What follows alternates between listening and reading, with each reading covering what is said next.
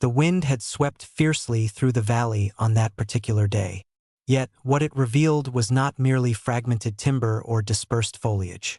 Concealed beneath a deteriorating shed, hidden from the world's view, was a chained German shepherd, so motionless he could have been mistaken for an apparition. No barking, no signs of struggle, just a pair of hollowed eyes and an unusual marking etched into the soil beside him, a shape reiterated countless times. What message was he attempting to convey? And why had no one intervened? This is not solely a narrative of rescue. It is a story of a silent connection, a forgotten pledge, and a final communication inscribed in dust. The tempest had arrived unannounced. No deafening peals of thunder or spectacular displays of lightning, merely a frigid, unyielding wind that traversed the Appalachian hills and penetrated the framework of deserted farmsteads as if in search of something lost. Somewhere at the periphery of a forsaken property, the wind located its objective, and so did Eleanor Briggs. At the age of 60, Eleanor was not inclined to idle in a rocking chair, knitting accessories for felines, although she did possess 3 of them. She was a retired educator turned animal control volunteer, and she approached this unofficial role with a dedication exceeding that of many in salaried positions.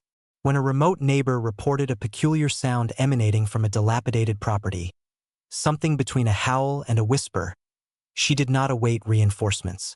She seized her flashlight, her substantial coat, and proceeded directly into the storm's aftermath. The location appeared as though time had endeavored to obliterate it and had partially achieved its aim. The grass stood knee-high, corroded agricultural implements leaned like tombstones, and every window on the farmhouse was either shattered or boarded up. The atmosphere felt heavy, as if holding its breath. Eleanor proceeded with caution, her boots crunching through patches of brittle snow, until she reached the shed. A splintered structure, barely upright on one side, the remainder sagging like an elderly man too weary to maintain his posture. She paused. The wind had ceased. Profound silence. Then, a sound, a faint, almost rhythmic whimper, like sorrow humming a lullaby. Eleanor drew nearer, raised her flashlight, and crouched beneath the slanted roof, behind a tangle of rotted wood and broken equipment. She saw them. 2 eyes, not glowing, not wild, just watching, as if they had been waiting. What she witnessed next caused her heart to falter. A German shepherd, gaunt, unmoving, little more than fur and bones. He did not growl. He did not flinch. He simply stared. His body was chained so tightly to a beam that turning seemed impossible. The floor beneath him was more dirt than shelter, wet, cold, and yet he had survived. Eleanor knelt without thinking, her breath fogging in the air. She whispered, "Hey, sweetheart." But the dog didn't respond. Not with a bark. Not with fear, only silence. It was the silence of something that had learned not to expect rescue. And that silence said more than any scream ever could. This wasn't a case. This was a question the world had forgotten to ask. And as Eleanor moved in closer, unaware of what lay scratched beside him in the earth, a single thought circled in her chest. Why did he wait here so long? And what was he trying to say before he gave up on being heard?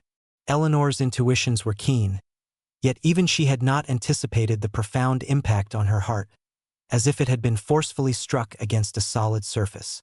She crept nearer, one hand steadying her on the muddy ground, the other directing her flashlight beneath the dilapidated shed. What she observed was more than merely a suffering canine. It was an animate enigma, enveloped in fur and silence. The German shepherd's ribcage protruded like sharp fragments, each respiration shallow and deliberate. His paws appeared raw, and his fur was so matted it adhered to the mud as if unwilling to be separated from it any longer. Yet none of this deterred Eleanor. She advanced cautiously until the beam of light illuminated something peculiar in the dirt beside him. Scratches. Not the haphazard markings a trapped dog might inflict out of panic. No, these were intentional, etched slowly, meticulously. Initially, it seemed like nothing, but then one curved line intersected another. Then a central mark, then symmetry, and suddenly there it was, a heart. Not just one, but several. Some crudely rendered, others more complete, as if someone had repeatedly attempted to perfect it. One even contained two small stick figures within it. Eleanor froze. This wasn't just survival, this was communication, a message scratched into the world by a creature who had no words left to use and, perhaps, no hope that anyone would ever see it. The chain around his neck had rusted into the floorboard. Eleanor tugged, wiggled, but the metal wouldn't give. Her heart raced. The shed gave another groan overhead, wooden beams shifting with a loud crack, like bones protesting an old injury. She flinched, eyeing the collapsing ceiling. This wasn't safe. But the dog, he didn't move an inch. His eyes blinked slowly, watching her, not with fear, but with quiet acceptance, as if he'd already made peace with the idea that this was where he'd end. And yet he had drawn hearts. Eleanor whispered again, "I see you. I see what you did." But even saying it out loud felt absurd. Who was she talking to? A dog? A ghost? Or something deeper, the buried loyalty of something that still believed someone would care? Her flashlight flickered. Of course, it did. The wind moaned again outside, brushing against the splintered walls like it wanted to finish what it started. And all Eleanor could do was stay there, one hand on the cold chain, the other trembling as she stared at those marks in the ground, those small symbols of love from a creature who had every reason to stop believing in it. If this dog was still here, still breathing, still scratching hearts into the dirt, then he hadn't given up. Not entirely. And now neither would she. Because hearts don't end stories, they start them. The tempest showed no regard for pledges. It raged outside the decaying barricades, shaking unsecured panels and contorting fragile trees as if challenging the shed to yield completely. Inside, Eleanor's digits were already growing numb from the chill, yet her attention remained unwavering. She could not avert her gaze from him, the dog who had etched symbols of affection into the soil while the world overlooked his very being. She reached for the chain once more, her knuckles abrading against the sharp periphery of corroded metal. It refused to yield. Each time she tugged, the entire framework of the shed emitted a groan like a festering resentment. The ceiling above Shadow sagged a little further, and splinters fractured with a sound far too conclusive. Her flashlight flickered again, then slipped from her grasp, casting erratic shadows as it rolled beyond her reach. Okay, she murmured, rapidly crawling backwards, her breath unsteady. She required assistance urgently. She seized her radio and contacted dispatch, her voice sharp yet trembling. "This is Briggs. I require immediate rescue support at the old Whitaker farm. One living animal, chained, shed on the verge of collapse. I repeat, verge of collapse." The line crackled with static before a composed voice acknowledged that help was en route. Eleanor dropped the radio and looked back. The dog hadn't moved, not even when the beam above him let out a sharp groan. But his eyes, those tired, sinking eyes, followed her. He was still watching, still listening. And for the first time, something sparked in her chest. Anger, not at the dog, not even at whoever left him, but at the idea that the soul could fade away quietly without anyone ever telling him, "You matter." She scooted closer again, not all the way, just enough that her voice could carry softly without the roof crashing down on both of them. "You remind me of someone," she said. "A retriever I tried to save 5 years ago. But I was too late for her, and I've never forgiven myself for it." Her voice cracked. "But not this time." The dog blinked once, slow. "Maybe it was nothing. Maybe it was everything. I don't know who you are," she continued, "or how you got here. But I'm calling you Shadow because that's what you look like. A memory still hanging on. Hours passed like molasses in winter." Eleanor sat just outside the danger zone, legs folded tight to preserve warmth. She hummed softly, read off a grocery list out loud just to fill the air. She wasn't going to let silence steal him away again. When rescue finally arrived, 3 volunteers and 2 firemen, they moved fast, lifting the collapsing frame with a ballet of urgency. Eleanor watched with her fists clenched as they pried boards apart and carefully reached in to unhook the chain, and then finally pulled Shadow free. His legs gave out the second he touched open ground. He didn't even try to stand. He collapsed into Eleanor's arms like a tired breath. For a moment, nobody spoke. The air just held them there. Eleanor's coat soaked in mud and tears and something ancient that lived between loyalty and heartbreak. One of the firemen shook his head. Skin and bones. He might not make it. But Eleanor wasn't listening to him. Her hand rested gently on Shadow's neck, right over where the chain had worn the fur down to skin. He leaned into her touch, barely, but it was there. She looked down at his side and noticed dirt still clung to his paws, and that small, familiar curve of a heart etched into the mud beneath them. She whispered, "Steady now. You're not going to die alone in this place." And for the first time that night, Shadow closed his eyes, not in surrender, but in trust. The clinic lacked ostentation. No polished marble surfaces or sleek, contemporary walls exuding sterile quietude. It carried the aroma of disinfectant and aged blankets, and the waiting room chairs teetered if one shifted their weight incorrectly. Yet, it possessed something superior. Dr. Mason Keller, a man whose gruff demeanor was notorious across 3 counties, but whose eyes softened like malleable clay the instant he interacted with an animal. When Eleanor burst through the double doors, drenched in perspiration and mud, carrying a dog that appeared to have narrowly escaped death's grasp, Keller posed no inquiries. He simply acted. The examination room was prepared in moments. Eleanor paced the corridor, her arms clasped tightly, her gaze fixed on the swinging doors like a mother awaiting news outside an emergency room. Inside, Shadow was gently positioned on the steel table. The overhead illumination highlighted the sharp prominence of his rib cage and the almost imperceptible rise of his chest with each breath. Keller remained silent initially. He scrutinized the raw patches of skin where the chain had abraded bone, checked for dehydration, and measured vital signs that barely registered. Finally, he stepped into the hallway, a clipboard in one hand, his glasses perched low on his nose. "Don't become attached," he stated brusquely. "Too late. He hasn't had proper sustenance or hydration in weeks, possibly longer. Muscle atrophy is severe. He has pressure sores, and I believe he's shutting down." Eleanor's response was a silent, unwavering look. One of those, "don't you dare finish that thought" expressions where the lips remain still but the eyes convey everything. Keller emitted a sigh, then nodded once. "All right then, we'll try." And try they did. The subsequent few days unfolded in fragments.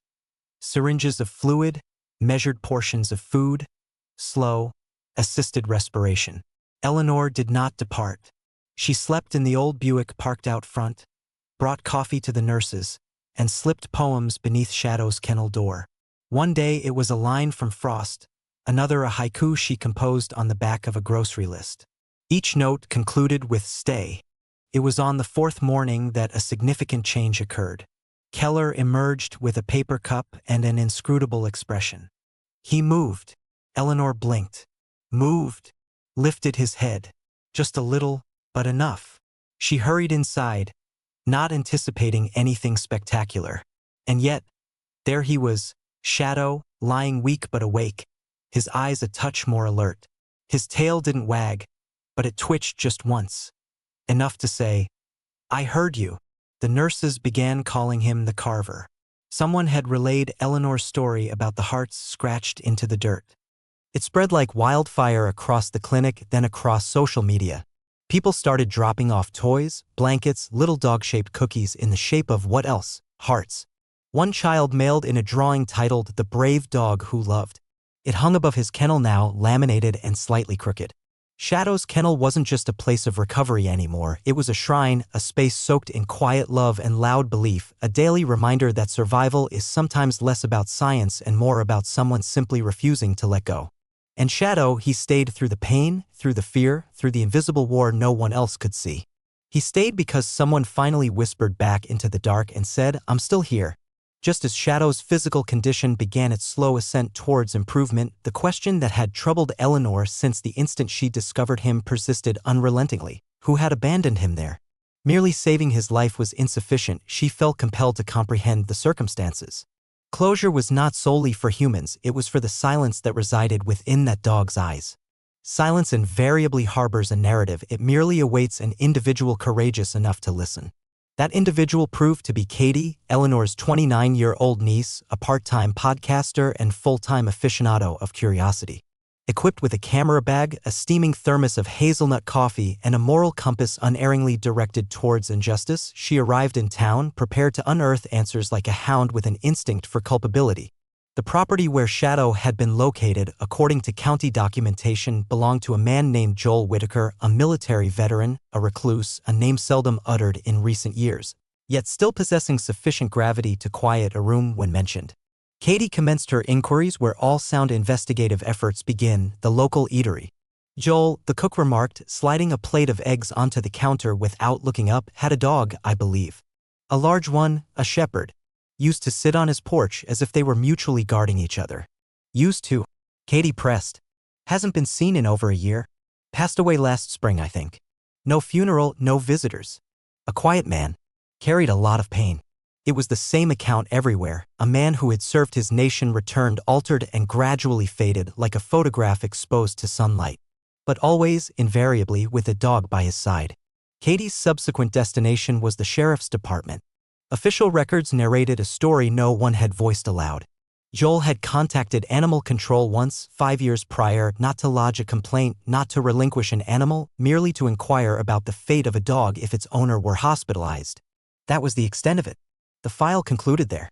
Back at the clinic, Katie presented Eleanor with an old photograph she had discovered online. Joel in uniform standing beside a proud young German shepherd. The dog's coat gleamed, his posture impeccable, his tail curled around his feet like a soldier at ease. It was Shadow, younger, healthier. Oh. Eleanor stared at the screen for a prolonged period. He wasn't abandoned, she finally whispered. He was left behind. And with that, the emotional puzzle twisted again. Shadow hadn't been tossed away by a stranger, he'd been left in a broken house by someone who loved him but couldn't love himself enough to fight the darkness back. PTSD isn't always loud. Sometimes it sits quiet, hand in hand with loyalty, and lets the world forget both of them exist. Shadow's hearts in the dirt, they weren't just symbols, they were memories. He wasn't carving out cries for help, he was drawing what he remembered, what he lost. And the most heart-pulling part, he stayed even when the world didn't. As Katie prepared to write the first line of her article, The Carver, the dog who waited, she paused. She looked up from her laptop, glanced through the glass window of the recovery ward, and saw Shadow watching Eleanor with those same eyes. She didn't type the story for clicks, she typed it for him. Because not every hero wears tags. Some just wait by collapsing sheds. Drawing love into the dirt, hoping someone remembers their name. Healing does not invariably follow a linear path, at times it meanders, sometimes it fractures, and occasionally it quietly unravels when unobserved. Shadow's physical condition was beginning to improve, he had gained a little weight, his fur had shed some of its lackluster appearance, and his legs were gradually regaining strength with each unsteady stride. Yet, internally, a different struggle persisted. It occurred late one evening. The clinic was quiet, enveloped in the kind of silence that feels oppressive. Eleanor had returned home for the first time in days. A nurse conducting rounds discovered Shadow curled in his kennel, trembling not from the cold, not from a fever, but from something deeper, something intangible and old. His respiration was sharp, erratic. Then came the whimpering, the kind that penetrates walls, not the sound of pain, but the sound of recollection. The nurse summoned Keller. He observed for less than a minute before speaking. He's reliving something. Could be trauma. Could be loss. Could be both. The following morning, Eleanor returned to find Shadow curled tightly in the corner, head down, eyes glazed over, not asleep, not present, just somewhere else. She sank to her knees beside the kennel. Hey, I'm here. You're safe now. But he didn't move. Katie, who had been collecting every detail for her piece, had an idea. I found something, she said, pulling out her phone. It was a video, grainy, old, but unmistakable, Joel Whitaker standing beside Shadow, his voice warm, gentle. Good boy. That's my Shadow. My best soldier. The voice echoed through the speakers. When Eleanor played it near the kennel, Shadow's ears flicked. Again. She played it again. This time his eyes lifted, just barely. Shadow let out a low, broken whine, recognition, pain, love, all tangled in a single note. It was as if the voice reached through time and touched something buried deep, something that had refused to die even after everything else had. But then came the crash. Later that night, a thunderstorm rolled in, a real one, no gentle wind. This was war drums in the sky. And as the first clap echoed, Shadow's body went rigid. He backed into the corner of the kennel, shaking violently. His breaths came in gasps, his legs gave out. The staff watched helplessly as he collapsed, eyes wide open, but gone. Keller moved fast, sedative, lights dimmed. But Eleanor just sat beside the kennel, hand flat against the bars. It's okay, she whispered. You don't have to fight alone anymore. The rain beat down, matching the pace of a heart trying not to shatter. Over the next few days, recovery slowed. Shadow ate less, slept more. The staff feared they'd lose him, not to wounds, but to memories too heavy to outrun. Eleanor refused to accept that. She brought blankets soaked in lavender, soft music, and her own voice reading from old journals. Katie brought a printed photo of Joel and Shadow, taped it gently to the kennel wall. No headlines, just the truth: he was loved. And then one morning Shadow stood. Not with grace, not for long, but enough to walk to the edge of the kennel and press his paw against the glass, waiting for a hand, for a voice, for a world that finally said, "You're safe now." The nightmare hadn't vanished, but something stronger had entered the room, the first spark of peace. Shadow's narrative had disseminated further than anyone had foreseen. A local news segment evolved into an online feature which subsequently became a nationally recognized article. Then ensued the correspondence, handwritten letters from military veterans, children, elderly couples, and animal shelters, all addressed to Shadow, the dog who waited. Yet, for Eleanor, none of this held significance comparable to what she witnessed with her own eyes daily: the gradual resurgence of life in a dog who had once relinquished hope of anyone ever returning. He was ambulating more now, eating, dreaming without flinching. Nevertheless, an unfinished quality lingered in his gaze, as if he were still holding his breath. Eleanor knew it, she sensed it. Consequently, one morning, after the frost had yielded to spring mud and the skies stretched soft and blue, she opened the passenger door of her car and murmured, "Are you ready?" Shadow entered without reluctance. They drove past the hills, past the clinic, past the neighborhoods where new lives commence afresh. They returned to the origin, to that old farmland, now silent in a different manner. The shed had been cleared. Nothing remained but grass, patches of dirt, and a breeze that no longer felt harsh. Shadow stepped out slowly. He sniffed the air, his ears twitching as if he were listening for someone who wasn't there anymore. Then, without being led, he walked toward the exact spot where he'd been found.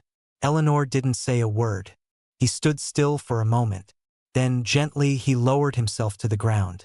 One paw reached forward, then the other, and just like before, back when no one was watching, he began to scratch. Slow, careful, purposeful, he carved a single heart into the grass-stained earth. No stick figures this time, no frantic repetition. Just one complete shape, a perfect outline. When he finished, he paused, then placed his paw inside the center of it and looked up at Eleanor. Her breath caught. She knelt beside him, touched the edge of the carving, and whispered, "You remember? You finally said goodbye." But Shadow didn't whine.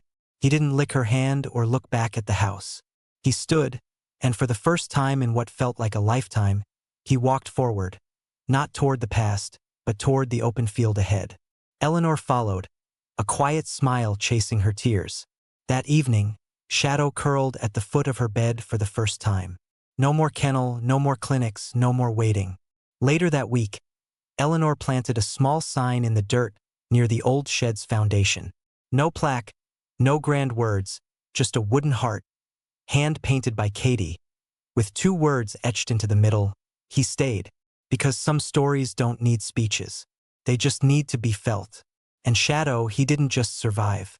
He returned. He remembered. He loved. And now, finally, he lived. Shadow's legs had strengthened, yet his gait remained hesitant, as if he feared the ground might suddenly give way beneath him. And in a sense, it was understandable. When one's existence has been defined by chains and silence, liberty does not feel like a boon. It feels like an unconfined snare. With every inch he traversed, it was as if he anticipated the leash to jerk him back to oblivion. Eleanor recognized she was nearing the end of her solutions. She could provide sustenance, comfort, and soft words, but there were recesses within Shadow that no embrace could penetrate.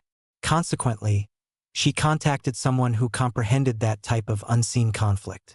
Enter Officer Dylan Reyes, a former military dog handler with a jawline seemingly sculpted from discipline and a sense of humor drier than desert sand. He had experience with K9 units overseas, had assisted in training dogs for soldiers, and, more crucially, he knew how to connect with those who had returned damaged. Shadow was not merely a rescue case. He was a soldier whose purpose had been usurped, and Dylan was there to assign him a new one. Dylan didn't storm in with leashes or commands. He walked in quietly, sat cross-legged on the floor of the clinic, and just waited.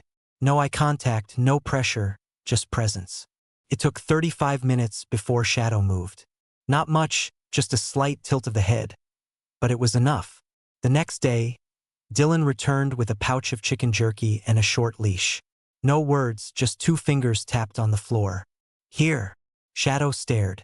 Again. Here. And then, against all odds, Shadow rose, wobbly, hesitant.